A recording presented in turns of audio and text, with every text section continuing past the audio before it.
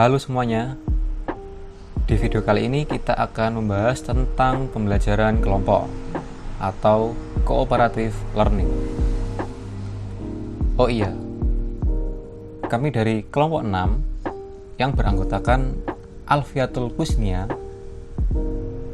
M. Ivana Arif Kurniawan, dan juga Rika Ananda Putri dari PGMI 3C. Apa itu pembelajaran kelompok? Ada yang tahu nggak?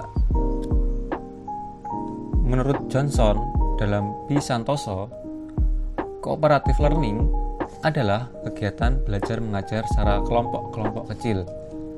Siswa belajar dan bekerja sama untuk sampai pada pengalaman belajar yang optimal, baik pengalaman individu maupun kelompok.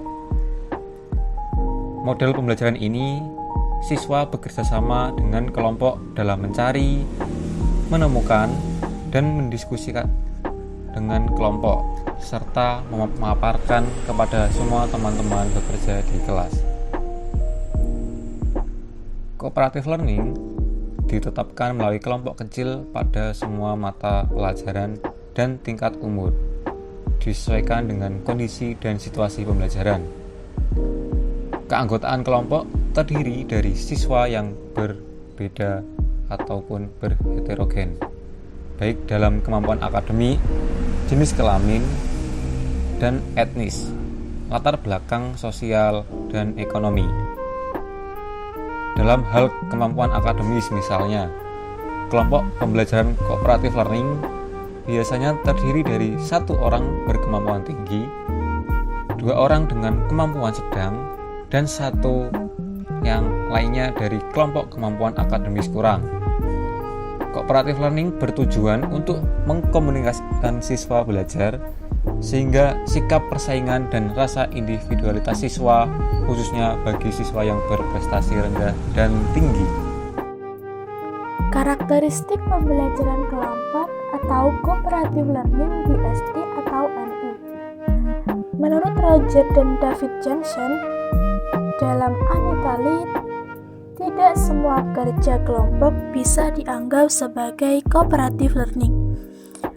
Untuk memperoleh manfaat yang diharapkan dari implementasi pembelajaran kooperatif, Johnson menganjurkan 5 unsur penting yang harus dibangun dalam aktivitas instruksional yang mencangkup: yang pertama, saling ketergantungan positif atau positive independent. Untuk menciptakan kelompok kerja yang efektif dalam pembelajaran kooperatif, guru dapat menciptakan suasana yang mendorong agar siswa merasa saling membutuhkan antar sesama. Dengan saling menumbuhkan antar sesama, maka peserta didik merasa saling ketergantungan satu sama lain. Ketergantungan tersebut dapat dicapai meliputi saling ketergantungan pada pencapaian tujuan dalam menyelesaikan pekerjaan, ketergantungan bahan atau sumber untuk menyelesaikan pekerjaan, serta saling ketergantungan terhadap peran. Yang kedua, interaksi tatap muka atau face-to-face interaction. Setiap kelompok harus diberikan kesempatan untuk bertemu muka dan berdiskusi. Kegiatan interaksi ini akan memberikan para pembelajar untuk membentuk sinergi yang menguntungkan semua anggota. Interaksi tatap muka menuntut para siswa dalam kelompok saling bertatap muka sehingga mereka dapat melakukan dialog tidak hanya dengan guru, tetapi juga dengan semua siswa. Hasil pemikiran beberapa orang akan lebih kaya daripada hasil pemikiran dari 1 orang saja. Lebih jauh lagi, hasil kerja sama ini jauh lebih besar daripada jumlah hasil masing-masing anggota. Kegiatan interaktif tatap muka ini juga akan berimplikasi pada kecerdasan interpersonal antara sesama anggota atau lawan tatap muka. Yang ketiga, tanggung jawab individual atau individual accountability. Unsur ini merupakan akibat langsung dari unsur yang pertama.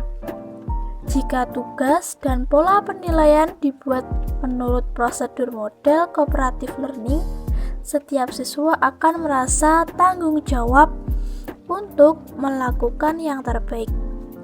Kunci keberhasilan metode kerja kelompok ialah persiapan guru dalam menyusun tugas. Misalnya dalam teknik jigsaw, bahan bacaan dibagi menjadi 4 bagian dan masing-masing pembelajar mendapat dan membaca satu bagian.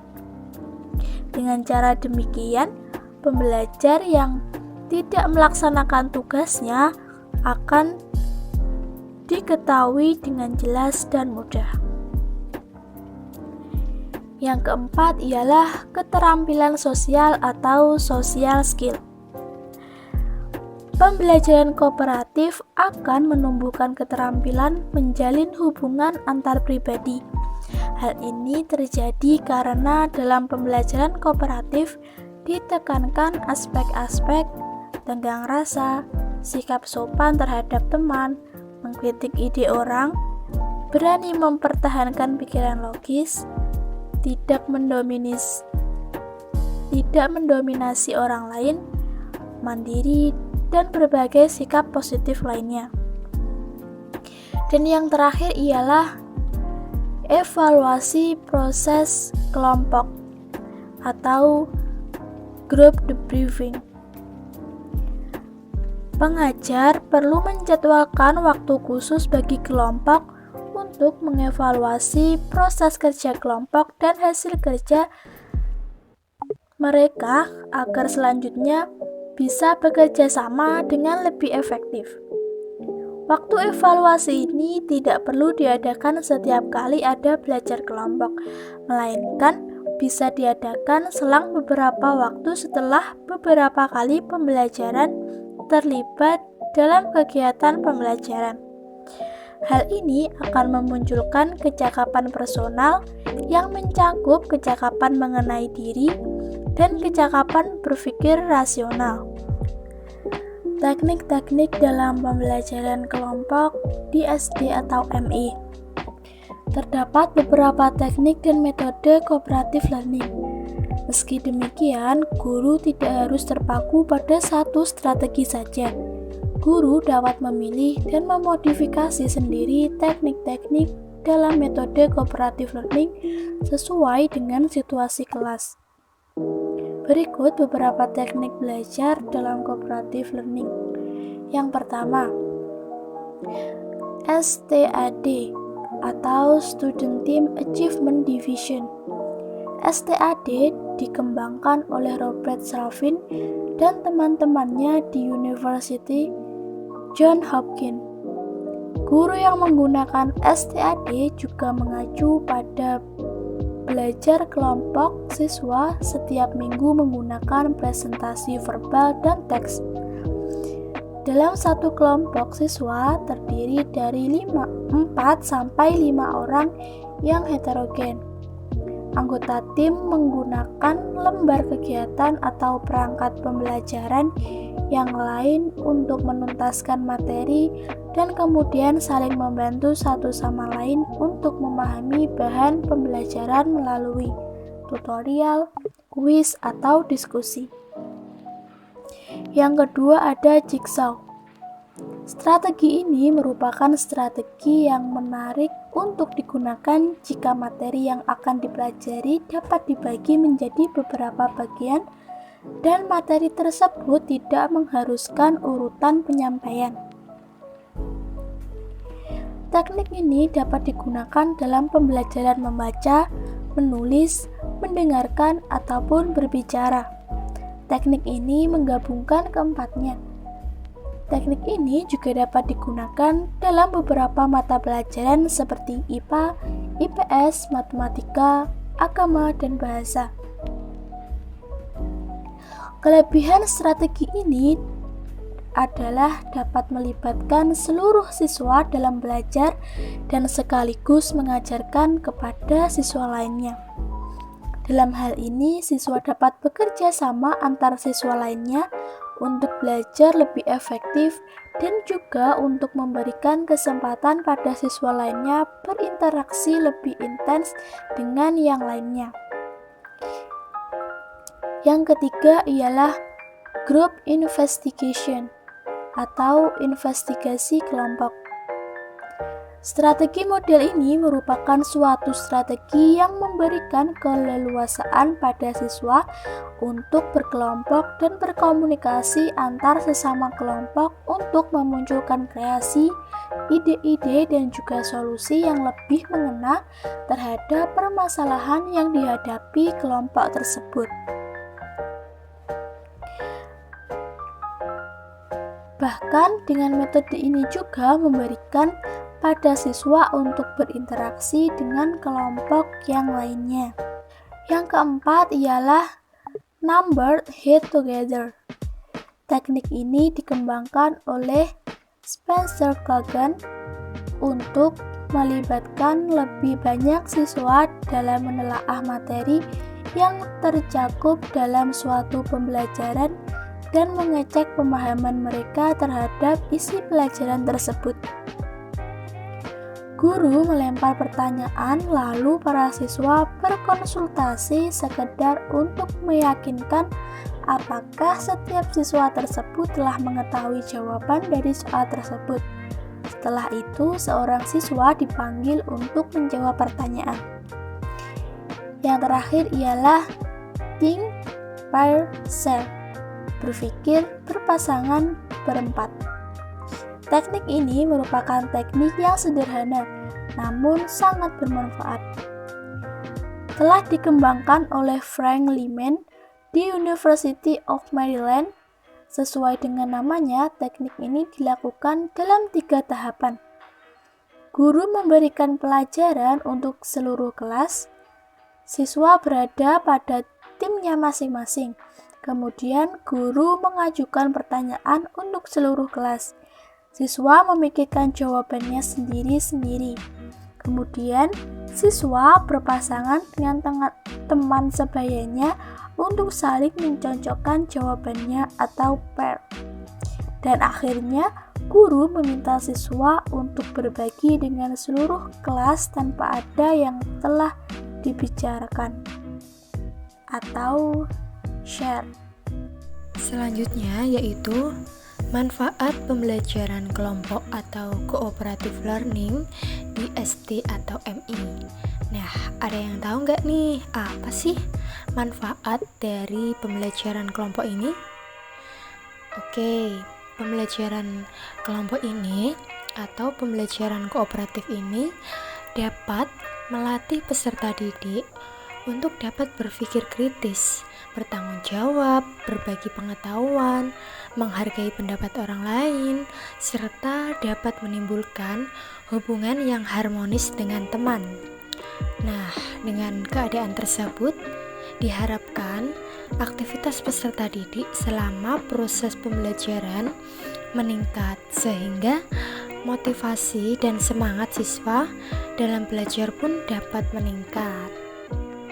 Nah, selain itu, menurut Satker menjabarkan beberapa manfaat dari pembelajaran kooperatif, yaitu yang pertama, siswa yang diajari dengan dan dalam struktur-struktur kooperatif akan memperoleh hasil pembelajaran yang lebih tinggi. Kemudian yang kedua, siswa yang berpartisipasi dalam pembelajaran kooperatif akan memiliki sikap harga diri yang lebih tinggi dan motivasi yang lebih besar lagi untuk belajar. Kemudian yang ketiga, dengan pembelajaran kooperatif ini, siswa menjadi lebih peduli pada teman-temannya dan di antara mereka akan terbangun rasa ketergantungan yang positif untuk proses belajar mereka nanti. Dan yang terakhir, pembelajaran kooperatif ini meningkatkan rasa penerimaan siswa terhadap teman-temannya yang berasal dari latar belakang ras dan etnik yang berbeda-beda. Nah, itulah beberapa manfaat dari pembelajaran kelompok atau cooperative learning di STMI. Oke, selanjutnya yaitu kelebihan pembelajaran kelompok atau cooperative learning di STMI. Yang pertama, siswa tidak terlalu menggantungkan pada guru, akan tetapi dapat menambah kepercayaan kemampuan berpikir sendiri, menemukan informasi dari berbagai sumber, dan belajar dari siswa yang lain. Kemudian yang kedua, dapat mengembangkan kemampuan mengungkapkan ide atau gagasan dengan kata-kata secara verbal dan membandingkannya dengan ide-ide orang lain. Kemudian yang ketiga, dapat membantu anak untuk respek pada orang lain dan menyadari akan segala keterbatasannya serta menerima segala perbedaan. Kemudian yang keempat, dapat membantu memberdayakan setiap siswa untuk lebih bertanggung jawab dan belajar. Nah, selain itu masih ada lagi loh kelebihan dari pembelajaran kelompok ini, yaitu dapat menjadi strategi yang cukup ampuh untuk meningkatkan prestasi akademik sekaligus kemampuan sosial, termasuk mengembangkan rasa harga diri, hubungan interpersonal yang positif dengan yang lain, mengembangkan keterampilan memanage waktu, dan sikap positif terhadap sekolah. Wow, ternyata banyak sekali ya kelebihan dari pembelajaran kelompok ini atau cooperative learning di STMI.